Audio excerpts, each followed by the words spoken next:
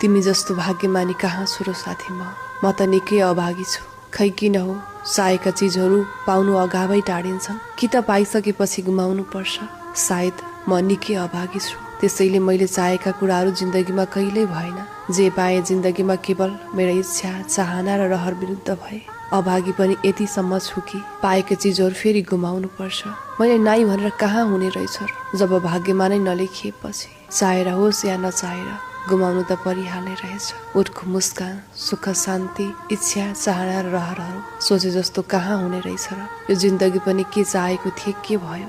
यो मेरो भाग्य नै यस्तो हो कि समय र परिस्थिति थाहा छैन। म अहिले जे जस्तो छु कहिले हुन चाहेको थिएन। खै कसको आँखा लाग्यो एकाएक मेरो जिन्दगीमा। राम्रोसँग चलेको थियो, स्थिर हुँदैछ, अब त त्यो अग्लो तारेभिर हुँदैछ।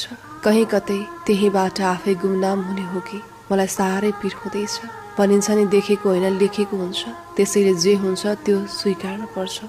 मैले यो चाहेको थिइनँ, त्यो चाहेको थिएँ भनेर कहाँ हुन्छ र। भाग्यमा लेखिएपछि जति नै गरे पनि कसैको केही नलाग्दो रहेछ।